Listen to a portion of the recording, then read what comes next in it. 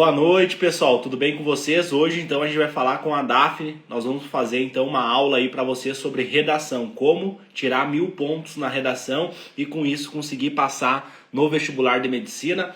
Fiquem com nós aí até o final dessa aula, que eu tenho certeza absoluta que vai agregar muito aí para vocês. A Daphne tem uma história de vida muito legal. Ela é estudante de medicina e professora de redação.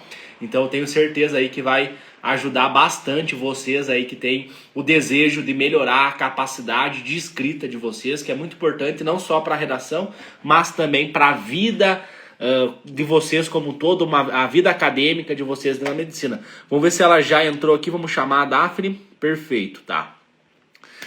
Pessoal, vão escrevendo as dúvidas de vocês para mandar aí para ela, que ela é professora, né? Eu não sou muito especialista em redação, mas a Daphne sabe tudo aí sobre redação. Tudo bem, Daphne?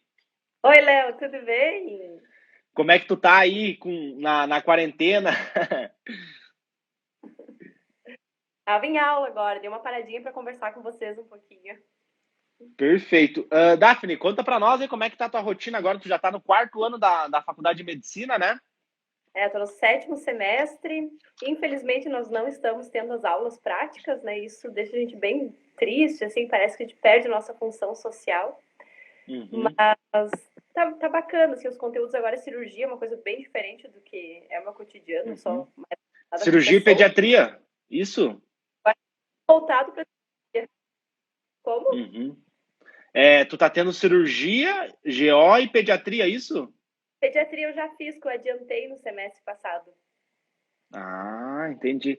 E como é que tá aí as gêmeas, o Arthur, toda essa dinâmica aí? Talvez o pessoal tenha um pouquinho de curiosidade para entender um pouquinho como é que é a tua rotina com as gêmeas, mais o Arthur, mais a faculdade de medicina.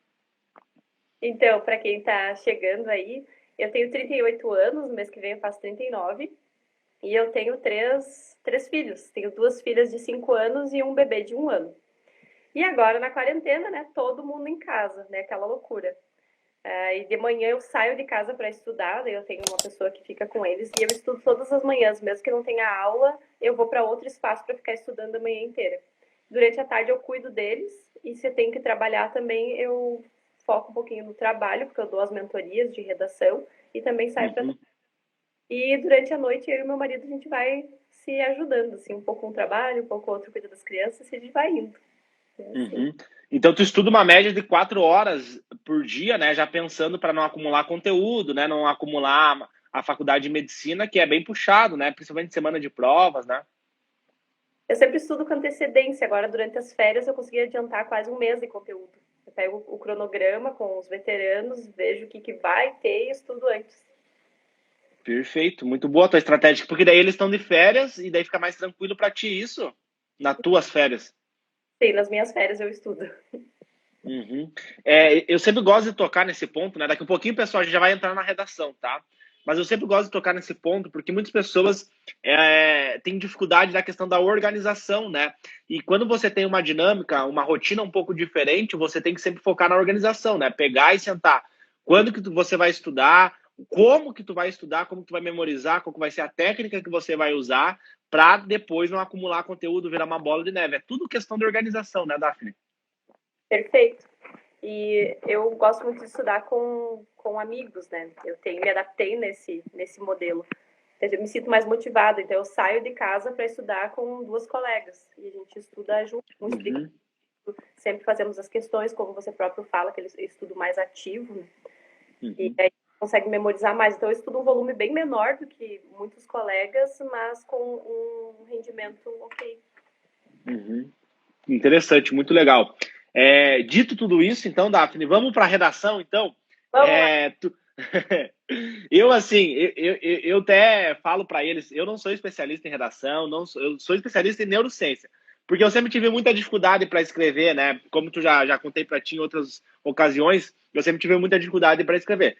Mas eu acredito que o fato de você escrever, a tua capacidade textual, de você escrever um texto, fazer um texto dissertativo argumentativo, é que nem em academia. Você vai na academia, você não tem muita força, você vai levantando peso, vai fazendo a técnica correta, vai melhorando, vai melhorando, vai melhorando, e aí você fortalece sua musculatura. Eu acredito nisso. Uhum. Então, eu separei aqui uns 10 itens que eu imagino que são atitudes que vão te alavancar no texto, vão te ajudar a escrever melhor. Então, a primeira atitude que eu acho bem fundamental, principalmente para quem é baixa renda, para quem não teve um ensino numa escola particular, para quem não teve privilégios e quer estudar medicina. A gente sabe que sempre tem um pouco mais de dificuldade, né? Primeiro, a língua formal no Brasil sempre foi utilizado como uma mureta invisível entre quem tem privilégio e acesso a determinadas coisas e quem não tem.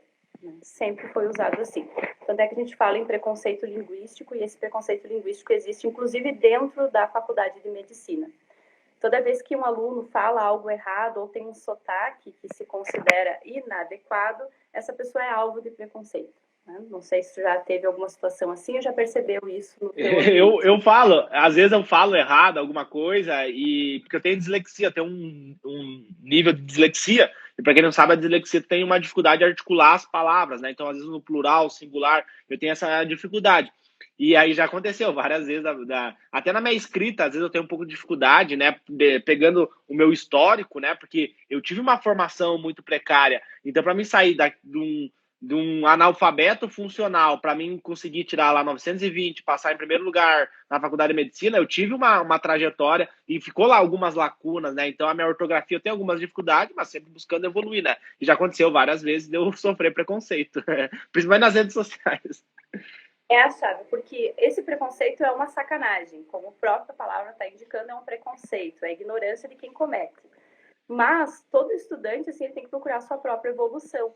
E para que a gente consiga caminhar em mais diversos ambientes e ter uma escrita com segurança e depois conseguir se colocar em todos os ambientes, é legal a gente saber utilizar a linguagem formal. A gente não vai deixar de lado a linguagem com a qual a gente se comunica com a nossa família, com a qual a gente se comunica na nossa comunidade. Não vai falar diferente na comunidade da qual a gente participa. Ser pedante ou ser estranho na nossa comunidade de origem, ficaria até ruim.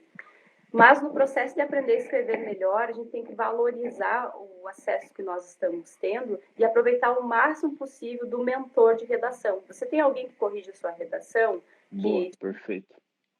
Procura entender por que ele fez aquela avaliação, aquele apontamento. Aquela frase está errada, por quê, professor? Porque eu quero aprender. Porque quanto mais eu dominar essa língua formal, mais acesso eu vou ter em todos os ambientes. Então, não é apenas um obstáculo para a gente entrar dentro da faculdade de medicina ou qualquer outro curso, mas é um passaporte para a gente conseguir conviver melhor e conseguir navegar melhor nesse ambiente de muito preconceito. Então, seria uma atitude.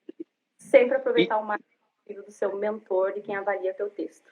E isso, Daphne, é muito importante, porque assim, só fazendo uma observação aí, porque quando eu comecei a escrever, eu pedi ajuda, né? E às vezes as pessoas têm dificuldade, porque, tu vai ser médico, e quando tu for atender, ou médica, né?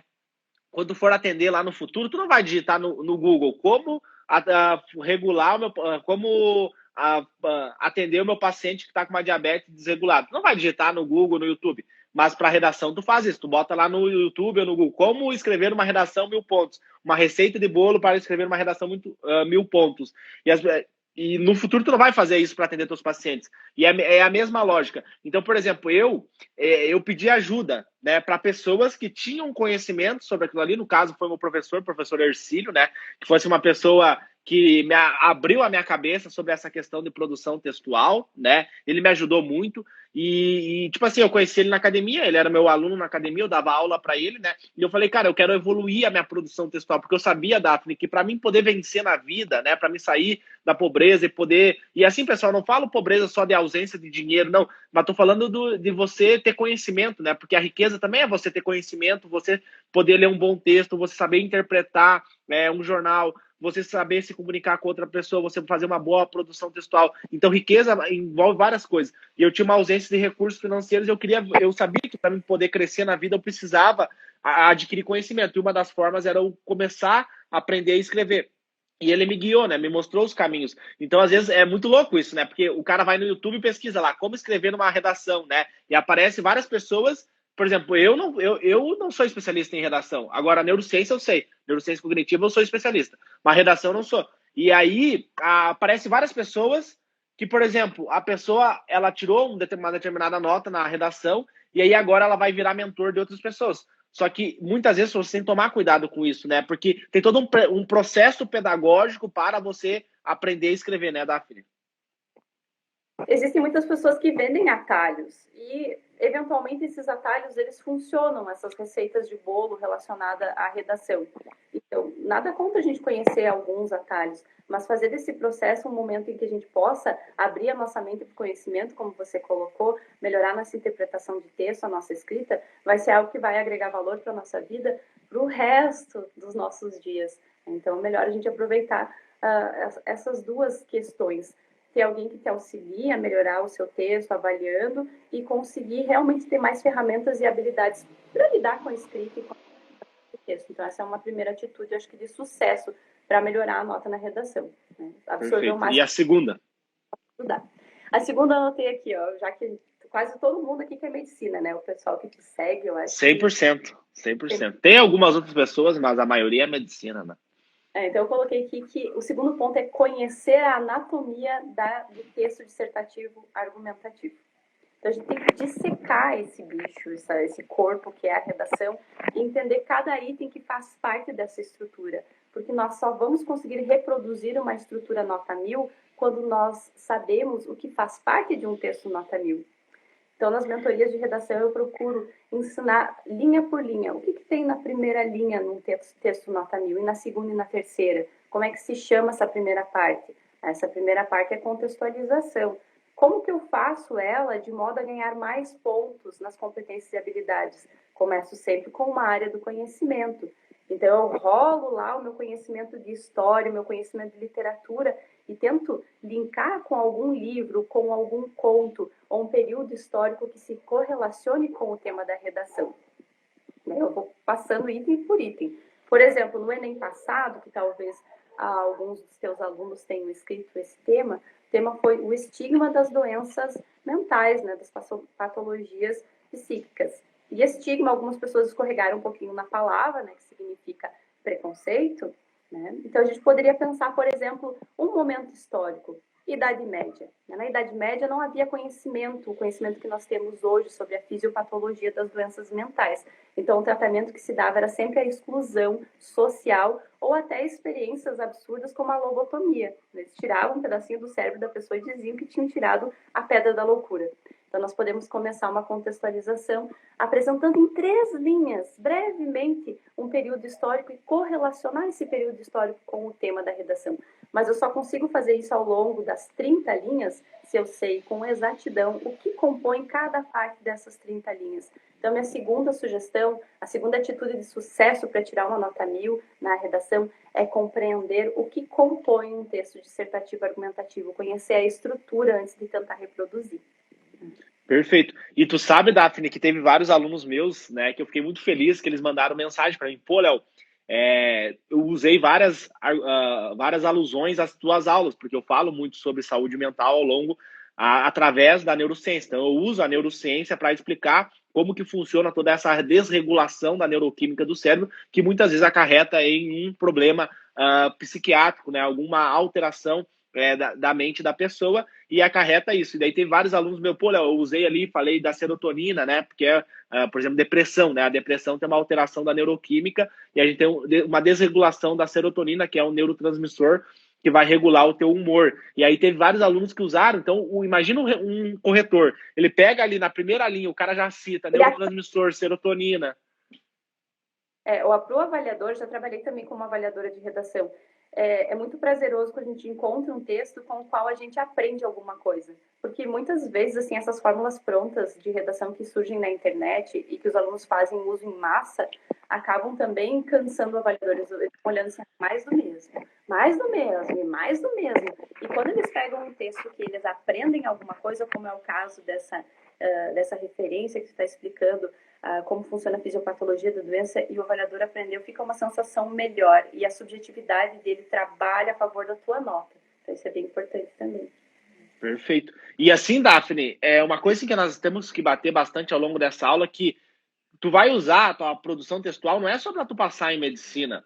Tu vai usar na faculdade de medicina para escrever uma questão que você vai responder, para escrever um trabalho, para fazer o teu trabalho de conclusão de curso, para escrever uma receita, né, quando você estiver no ambulatório. Então, isso tu vai levar para a tua vida inteira. Então, imagina que a pessoa foi lá, pegou uma receita de bolo, tirou 900 e pouco na redação e passou em medicina.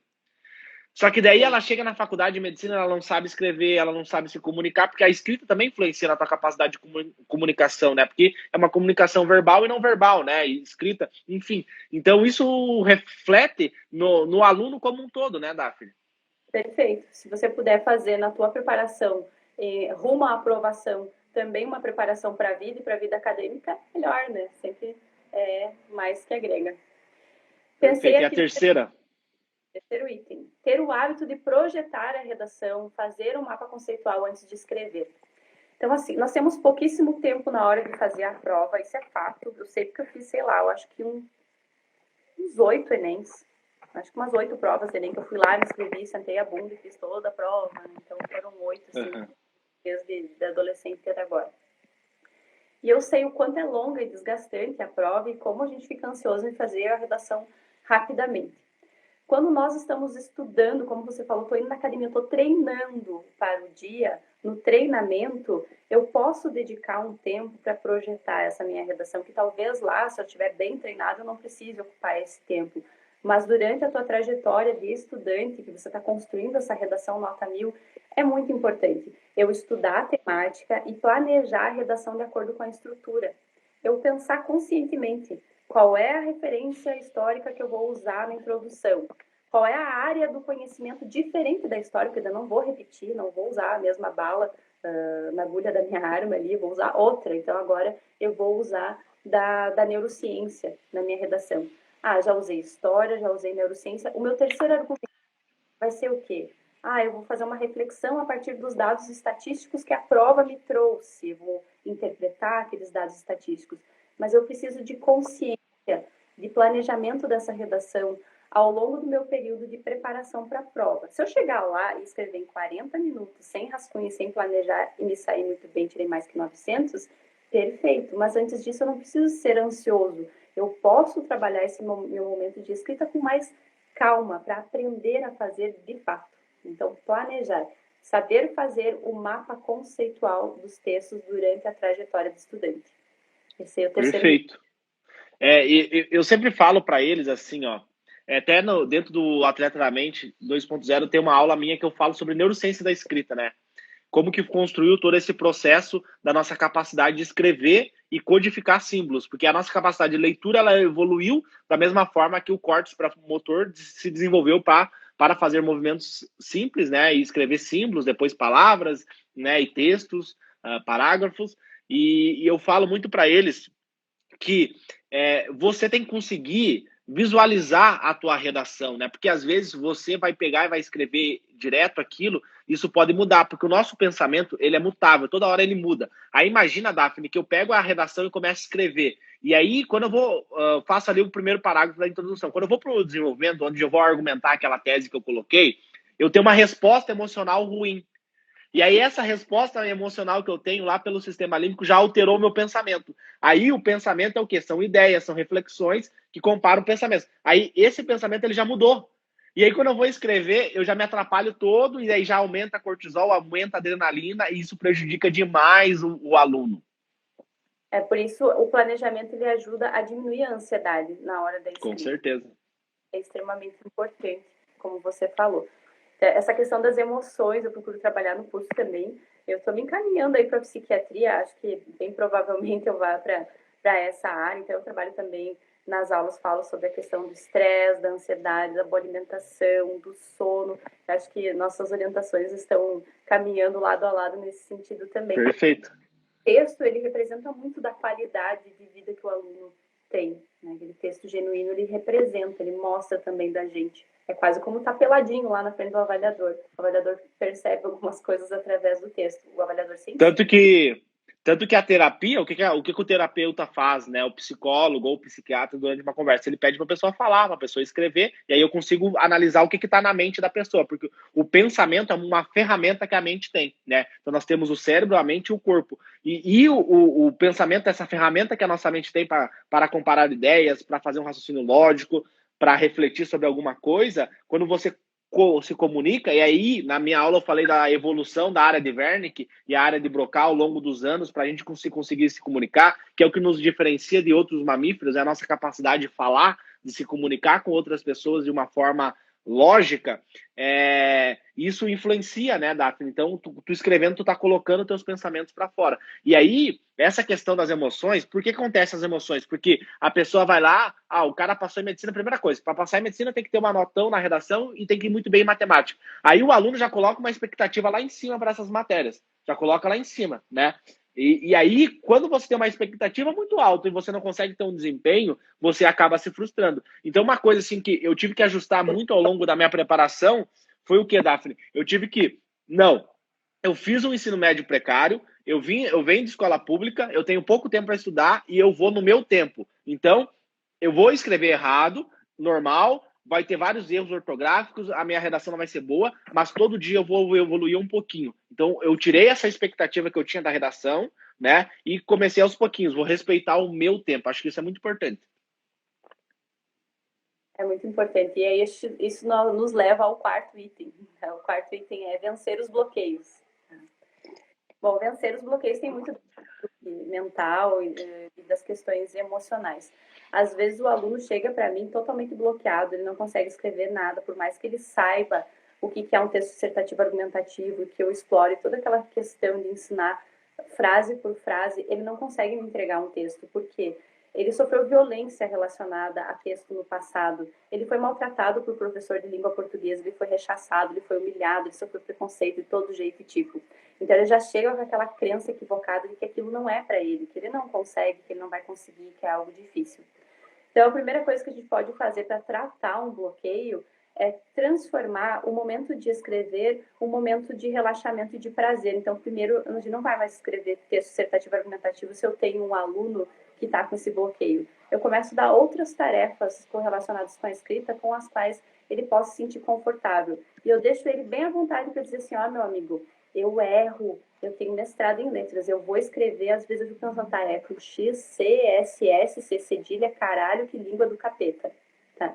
Isso é normal. Todo mundo vai passar por esse tipo de dúvidas em maior e menor grau. Isso não diminui o teu valor como pessoa, não diminui o teu valor como cidadão. Então, a primeira coisa é deixar a pessoa super à vontade, para ela errar, para ela tentar, para ela escrever. Aí eu dou tarefas assim, tipo, me conta por que tu quer ser médico. Escreve, não interessa se tiver 10 erros por linha, eu não quero saber, eu quero saber da tua história. No que nos identifica? Porque eu guardei esse sonho a vida inteira. Você deve ter motivos também para querer isso. Vamos conversar sobre isso. Então, a gente parte de outras tarefas. Depois que se ultrapassa os bloqueios, é que eu vou pensar num texto dissertativo argumentativo. E aí, eu preciso respeitar o meu tempo, respeitar o tempo do outro, de aprender também. Perfeito, perfeito. Assina embaixo. Acho que isso daí é mega importante. Porque quando a pessoa vai. Por exemplo, eu dei o exemplo da academia, né? Imagina o cara ir na academia e eu falar que tá tudo errado, que não sei o quê. O cara nunca mais vai voltar a fazer academia. Sendo que para nós o objetivo é frequência, né? Quanto mais frequência ele tiver, e aí com o tempo tu vai fazendo ajustes, tu vai fazendo correções. Eu gosto sempre de fazer metáforas com a academia, porque eu acredito que os neurônios e as células musculares são muito parecidas. Então, essa pessoa vai indo na academia, vai pegando o hábito de ir na academia e tu vai fazendo ajustes, porque o nosso objetivo é fazer ela gostar de ir na academia, né? E o teu objetivo também, acredito, que é fazer a pessoa ter o gosto de escrever, ter o gosto da leitura, e aí com o tempo tu vai fazendo ajustes, com o tempo tu vai ajudando ela, né? Porque se a pessoa já começa, meu Deus, eu tenho que tirar 900 e pouco na redação, e eu não posso errar, eu não posso cometer erro, já estraga todo o teu trabalho, né, Daphne? Eu prefiro que a pessoa se sinta bem, se sinta confortável antes de qualquer coisa, assim, que ela não tenha medo de escrever.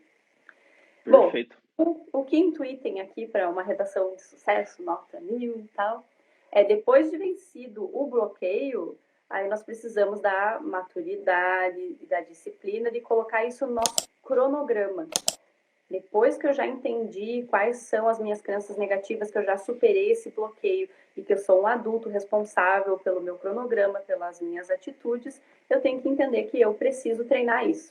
E aí eu vou ter que ir na academia semanalmente, eu vou ter que escrever no mínimo um texto por semana, para conseguir sistematizar, para conseguir gerenciar bem o meu tempo, para ir memorizando algumas questões de gramática, é preciso semanalmente escrever uma redação, no mínimo. E assim, Daphne, tu acha que nesse primeiro momento, tu acha que é válido ele se preocupar muito com a estrutura, com a ortografia, com os argumentos, com a estratégia argumentativa dele? Ou nesse primeiro momento é mais interessante ele focar em escrever mesmo e não se apegar tanto aos detalhes? Eu gosto muito do trabalho de formiguinha, entende? Essa semana você aprendeu alguma coisa sobre introdução, aprendeu as 3 primeiras linhas. Na semana que vem, foca nessas 3 primeiras linhas, o resto faz do jeito que sair, do jeito que der.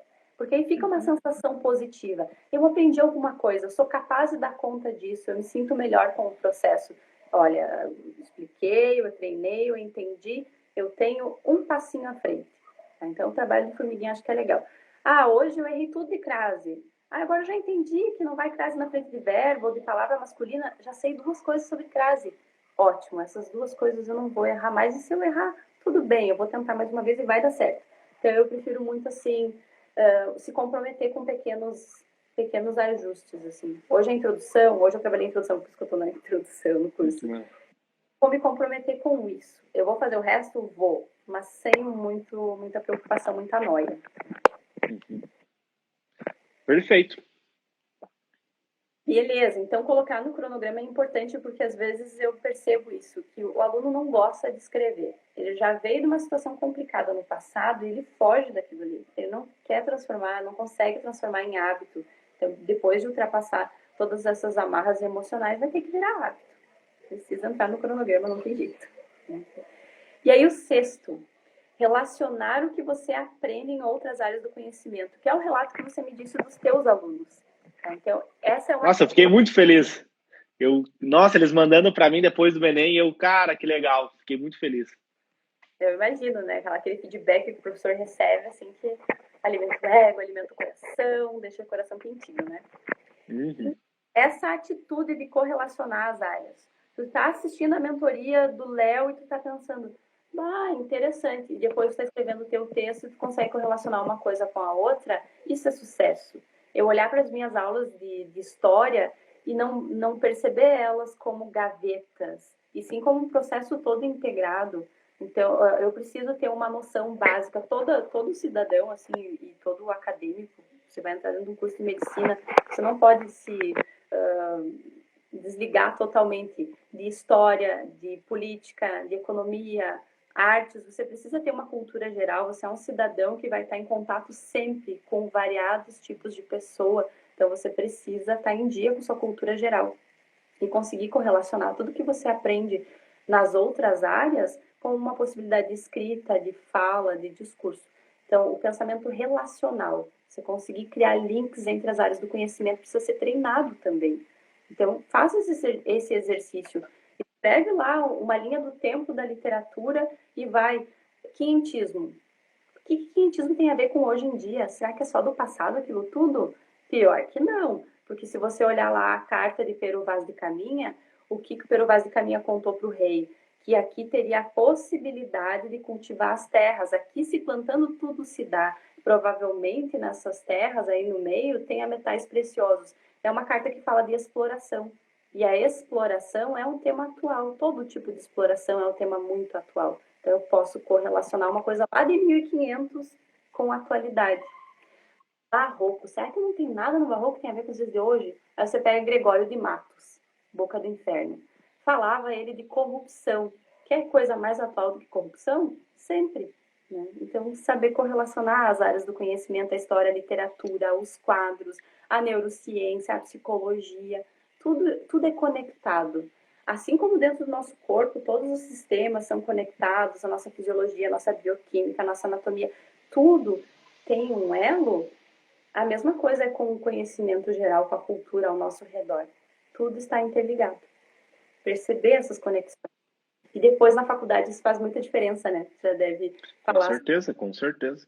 Tanto na preparação para entrar, mas depois. O aluno que não consegue correlacionar bioquímica, fisiologia, anatomia, ele vai ser um profissional medíocre, ele não consegue dar conta. Não consegue.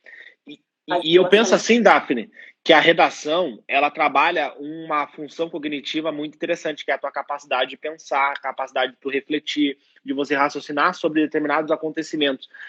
E assim, se tu perguntar para mim como que foi a minha fase vestibular, foi uma das melhores fases da minha vida. Não foi difícil.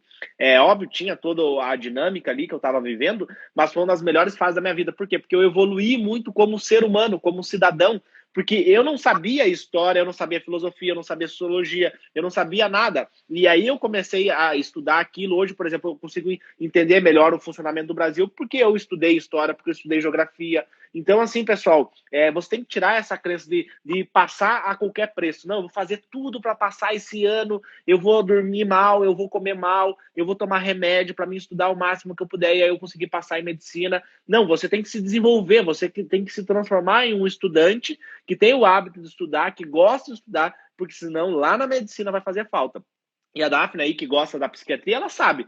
É muito comum ver estudante de medicina tomando fluoxetina por causa da dinâmica da faculdade de medicina, né, tomando metilfenidato, que é a Ritalina, outros fármacos, né, psicofármacos, tomando porque tem problemas de saúde mental, porque não fizeram uma boa preparação para entrar na medicina, e aí entra na medicina, aquela avalanche de conteúdo, o cara não sabe memorizar, o cara não sabe estudar, ele não sabe se comunicar, né, não sabe toda essa questão da capacidade cognitiva, e aí acaba tendo vários prejuízos. Então, a fase que vocês estão vivendo é uma fase muito importante, você tem que aprender com essa fase e não ficar, né, xingando o MEC lá no Twitter, xingando a redação do Enem, xingando, né, as pessoas. Não, tem que se preparar e se desenvolver como aluno. Tem que fazer do processo um processo prazeroso, né? E uma coisa que eu gosto muito da redação do MEC, aproveitando o gancho aí, já vou para o próximo item ali, que eu gosto também de ter uma objetividade, é que a redação do Enem, ela te exige uma intervenção. Pensar de uma forma interventiva, pensar em ações, são coisas que a gente deveria, pelo menos deveria, fazer desde o momento que a gente acorda até o momento que a gente vai dormir. Analisar um contexto, compreender aquele contexto e tomar uma atitude frente àquele contexto. Mas muitas pessoas não sabem fazer isso, elas vivem à deriva as suas vidas. Então, eu acho uma competência super importante. E antes do Enem, nunca existiu um vestibular que cobrasse um texto em que você tivesse que propor algo para resolver um determinado problema. Então, eu acho isso um treinamento interessante. Então, ao invés de tu decorar e colocar em todas as redações que tem que ter palestras sobre o assunto, quem sabe aprende a pensar realmente de uma forma interventiva. Então, eu acho uma coisa bacana que o MEC fez. Não só a redação, mas assim, Daphne, só quero fazer essa observação que eu acho que é muito importante. Não só a redação, mas a prova como um todo, ela exige que o aluno aprenda a resolver problemas. O que nós fizemos no ambulatório? Chega o paciente, a gente coleta uma história, a gente faz um exame físico, faz um diagnóstico e prescreve uma terapia para ele, um tratamento personalizado para ele para resolver o problema dele. Então o Enem, ele treina isso, e o médico, né? E aí quando a gente pensa, por exemplo, no sábado eu estava gravando um podcast com o Niraj, que é um médico nos Estados Unidos. E eu perguntei para ele qual foi a metodologia de aprendizagem que teve. Ele falou Problem-Based Learning, que é aprendizagem baseada em problemas. Né? Então, o aluno vai resolver problemas a vida inteira dele se ele seguir na medicina. Perfeito. Em todas as áreas, na verdade, a nossa vida. Se eu não sair de dentro da minha casa, eu tenho que resolver assim, ó, problemas dos menos complexos aos mais complexos o tempo inteiro. Então, isso é bem bacana, é bem legal. 7. Criar um repertório por eixos. A gente precisa organizar o nosso pensamento de alguma forma. E na redação, a gente sabe que os temas de redação, eles geralmente são um problema, que você tem que agir sobre o problema, e eles são acoplados a eixos motivadores. Então, eu tenho um eixo lá de temas ambientais, eu tenho um eixo de temáticas de problemas sociais, eixo econômico. Então, uma sugestão que eu dou para quem quer alavancar o seu estudo da redação é compreender quais são esses eixos e procurar criar um repertório por eixo, porque aí você não vai sofrer daquele branco da redação. Porque se cair tema ambiental, ok, o que eu sei de história sobre o tema ambiental que eu posso trabalhar em toda e qualquer redação? Quais são os filósofos contemporâneos que abordam temas ambientais? Qual é o vocabulário? Eu procuro trabalhar também, assim, até as palavras que se encaixam dentro de cada eixo. Aí fica um pensamento mais organizado, você fica preparado para qualquer tema de redação. Porque mais ou menos você tem um repertório organizado pelos eixos temáticos. Dá uma ordem no caos. Uhum. O tema do cinema, muita gente fica Pro não imaginava o tema da democratização do acesso ao cinema. Tá? Eu disse cinema. Cinema é uma forma de você acessar cultura, é um bem cultural, faz parte da criação de repertório cultural. Então, o tema de base disso aí é cultura.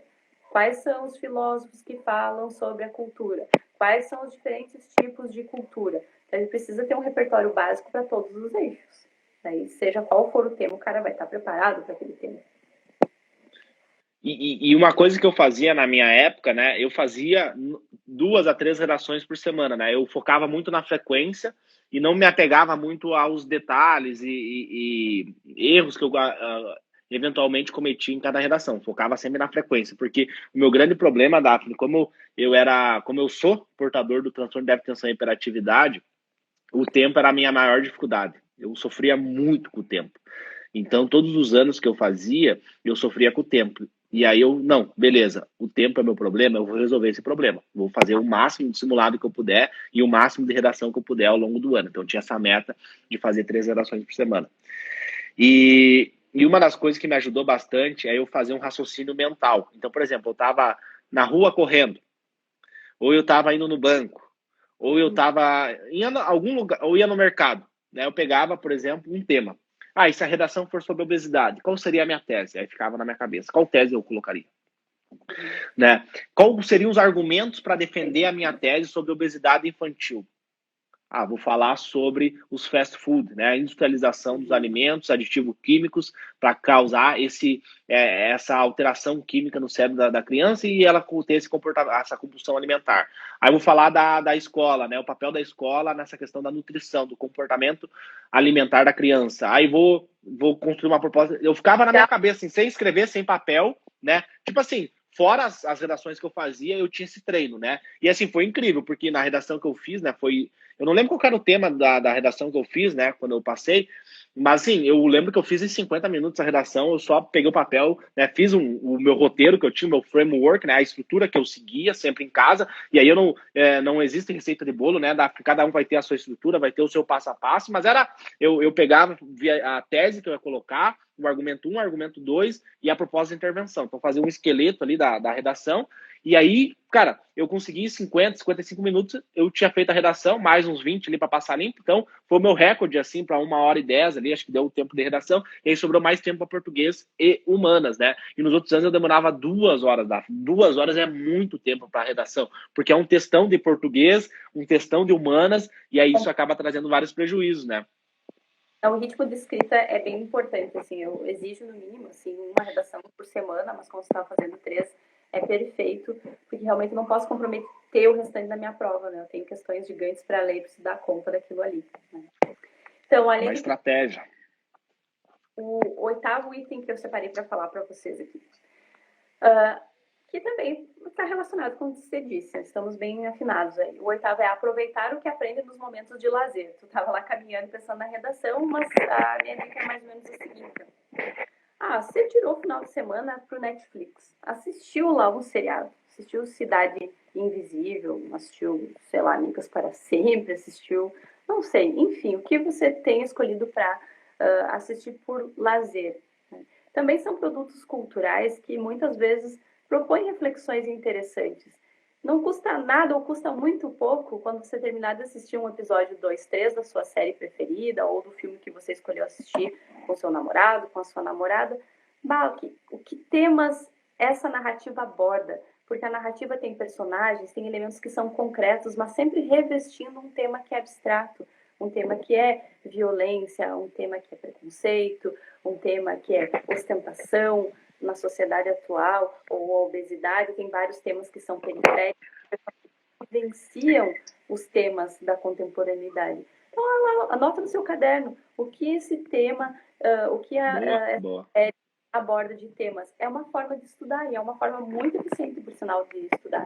Inclusive, nós que já estamos na medicina, tem a Medcel, né, que é um grupo que prepara para provas de residência, e uma das formas de estudo que eles propõem é um seriado que eles fizeram, que eles constroem esse seriado com médicos atuando, e eles fazem lá o caso clínico, é como se fosse um Grey's Anatomy, só que no final tem os podcasts, tem perguntas sobre, são casos que correspondem aos conteúdos que caem na prova de residência depois. Então, e aproveitar as narrativas que nós usamos para o nosso lazer. Escutei uma música do Chorão, tá? O cara refletiu interessante sobre uma questão social. Vou anotar aqui uma frase da música do Chorão para, de repente, aproveitar na minha redação. Ter essa perspectiva que o teu lazer também pode ser produtivo. Perfeito. Posso falar do nono item? Uma ótima dica, essa daí é uma ótima dica. Quem pegou aí, quem está anotando a aula desde o começo, pode anotar que essa é uma ótima dica. Não tinha pensado nisso. É uma dica gostosa também, né? Porque a gente consegue alguns conflitos familiares quando está estudando, porque nós estamos muito focados e às vezes exige de nós, pô, assiste um filme comigo, meu marido quer assistir um filme comigo, minhas crianças querem assistir um filme comigo. Por que um desenho da Pixar não pode ter uma temática super interessante por trás? Tem, várias vezes. Não posso citar desenho? Posso sim, pode ficar bem criativa a minha redação, inclusive. Então, o outro item é sobre a leitura. Tá? O que seria uma estratégia de leitura que vai me ajudar a desenvolver o meu olhar, a minha cultura geral, a minha vida como cidadão e ainda melhorar a minha redação? A redação acaba sendo consequência. Então, eu preciso ter assim, alguns autores para me amigar, para me apegar a esses autores. Quantos autores tu recomenda? Eu acho que uns 5 tá bem legal, assim. Por exemplo, vou te dizer alguns que eu quero mais para a redação. Machado de Assis, tá? Machado de Assis, ele escreveu sobre tudo e mais um pouco, porque é muito conto, e a narrativa curta, isso é bom. Eu posso ler uma narrativa curta do Machado de Assis e perceber, assim como eu faço com as séries, quais são os temas abordados ali, o que tem de atual no conto do Machado de Assis. Não gosto de literatura brasileira, não entendo o que o Machado de Assis escreve. Pega um Leandro Carnal, eu gosto muito de Leandro Carnal, porque ele tem uma linguagem acessível. Ele é muito lógico, ele tem aquele discurso pausado, então eu posso assistir uma palestra do Leandro Carnal no YouTube e depois procurar um livro e ler um artigo, ler um texto curto do Leandro Carnal e fazer anotações dos temas que ele aborda, que ele reflete. Então, essas leituras, escolhe uns autores para ser teus amigos. Eu trato eles como meus amigos, né? Estou triste, estou chateada, não estou muito bem, estou desmotivada, ou estou motivada para aprender algo novo. O que meu amigo Leandro Carnal tem a me dizer hoje? Eu vou lá ver o meu amigo. Né? O que o meu amigo Machado de Assis tem para mim no dia de hoje? Pego lá um conto aleatoriamente e leio um parágrafo. Então, traga essas pessoas, algumas já morreram, mas não tem problema. Traga essas pessoas para a sua vida e faça delas companheiros, assim, de viagem. E caras como Leandro Carnal, que são muito ativos assim nas redes sociais e que produzem muitos textos atuais, eles são excelentes para redação e para vocabulário, porque ali eu vejo o vocabulário vivo. Se eu pego uma redação e quero procurar um sinônimo para aquele tema de redação e jogo só na internet sinônimo para estigma, pode dar muito erro. Eu posso encontrar palavra muito inadequada, que não fecha no contexto. Agora, quando eu aprendo uma palavra, porque eu estou lendo dentro de um contexto e percebo, olha, como usa legal essa palavra que nefasto. E pela frase eu entendo que nefasto não é uma coisa meio ruim, me parece que é ruim. Pelo jeito que está escrito ali no contexto é algo ruim. Tá? Então vou anotar no meu caderno, nefasto é algo negativo. Tento escrever uma frase, procuro outras frases com aquela palavra. É assim que se estuda vocabulário. É dentro de contextos. É nunca uma palavra isolada no dicionário ou na internet. Então a leitura ajuda no vocabulário, ajuda a internalizar a gramática sem precisar decorar nada. E é um amigo que você vai ter, um amigo confiável, que não vai te trair, vai estar sempre ali. Tá? Não vai ser hater nas tuas costas na internet. O livro, o autor é um amigo confiável para a gente ter para a nossa vida inteira. E além disso, Daphne, complementando essa tua dica, uma coisa que eu fazia na minha época era ir no Google Acadêmico e pegar artigos científicos sobre aquele tema. Por exemplo, eu ia pegar um artigo científico sobre maioridade penal, né? Porque a sociologia e a filosofia, elas enriquecem muito o teu texto e melhora a tua argumentação, né? Então, a ciência social, você consegue adquirir vários artigos científicos lá no Google Acadêmico. Então, bota Google Acadêmico e pega aquele tema que você vai escrever e joga lá, porque aí e pega o primeiro, o segundo artigo que aparecer, e além disso, era um exercício muito legal, porque eu aumentava o meu vocabulário, né? Então, eu ia ter várias palavras, conectivos, né, que iam ajudar ali a minha produção textual. Perfeito. E se você ainda não está habituado com essa linguagem, acha muito difícil ler o texto científico, o texto acadêmico ainda, tem algumas revistas que eu prefiro, por exemplo, tem a revista Humanitas. Humanitas já traz um pouquinho mais mastigado a sociologia, a filosofia, esses temas cotidianos, numa linguagem um pouco mais facilitada, porque pode ser uma ponte para chegar num texto acadêmico, que às vezes a pessoa não está preparada ainda para aquele texto, ou simplesmente dorme quando lê, né? Acontece. Tem isso também, né? Aí tem revistas Perfeito. que ajudam, que são uma ponte para chegar nesse tipo de leitura mais exigente. Né?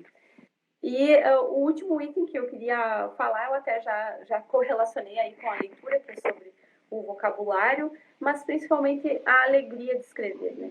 A mensagem final que eu gostaria assim, de deixar é que a gente precisa desmistificar esse processo, transformar um processo amigável, de preferência, assim, ter um mentor que nunca desqualifique o seu texto, sabe? Alguém que escreve com uma caneta vermelha no teu texto, já acho meio ruim, entendeu? Rabiscar um texto inteiro, alguém que não trata com respeito aquilo que você produz, não é alguém que vai ser útil na tua caminhada, que vai desmerecer, às vezes até no lugar. Tem encontrando, né? Pessoas que estão insatisfeitas no lugar que elas estão, e quando elas têm a oportunidade de corrigir o outro, aquilo é um poder que elas não usam bem, não usam de uma forma legal. Então, sempre ter um mentor de sua confiança e criar na escrita um hábito de prazer, de autoconhecimento, que seja um processo prazeroso, que você realmente aprenda e se sinta bem fazendo isso. Perfeito, Daf, perfeito. Assina embaixo. Eu acho que hoje na internet tem muitas pessoas que vendem fórmulas milagrosas, métodos e coisas para você fazer uma receita de bolo na hora da redação. E, pessoal, tomem muito cuidado com isso, tá? Porque esse processo que vocês estão vivendo agora do vestibular de medicina é para vocês aprenderem, é para estar treinando vocês para a medicina. Então, aproveitem essas fase que vocês estão vivendo para se desenvolver como aluno, como pessoa, né? E não busca atalho, uma fórmula mais fácil de você conseguir passar em medicina. Não, vai lá, estuda, começa a ler, desenvolve o hábito da leitura, porque isso vai ser muito importante lá na medicina. A aprovação em medicina, Daphne, é só um pedaço, né? De todo esse processo de você se transformar uma médica, se transformar um médico, é um pedacinho ali. Então, essa é a principal recomendação. Daphne, como é que tu tá de tempo? Dá pra gente abrir os comentários aqui pra gente responder algumas perguntas que eles têm? Agora são, deixa eu ver. Tem uns minutinhos ainda, eu quero entrar no segundo período da minha aula, agora deve ser um intervalo. Uns 10 minutos? Uhum. Isso, vamos só responder aqui, vamos ver se tem dúvidas aqui do pessoal sobre redação, né? Vamos colocar aqui, que eu sempre tiro os comentários, senão o pessoal foca mais nos comentários do que no nós estamos falando, né? Pessoal, mandem aí as principais perguntas de vocês aí sobre redação. Ó, o Gil Gomes falou, um dia vou ser um médico. Isso aí, estamos torcendo para você. Ah, mulherada, feliz dia das mulheres. Vamos lá, vamos correr atrás do sonho. Isso aí. E Daphne, talvez tenha algumas pessoas aí que talvez vão querer acompanhar, né? Em 2021, fazer esse investimento para acompanhar. Como é que está teu programa de mentoria? Já vou te falar. Aqui é Humanitas. Isso aí, Humanitas. Humanitas é legal. Revista Psique. Psique é excelente para temas relacionados a comportamento. E para melhorar o vocabulário, eu acho bem legal o jornal Le Monde, Diplomatique Brasil. Le Monde. Tem um vocabulário bem assim, bacana, aprendi várias palavras ali.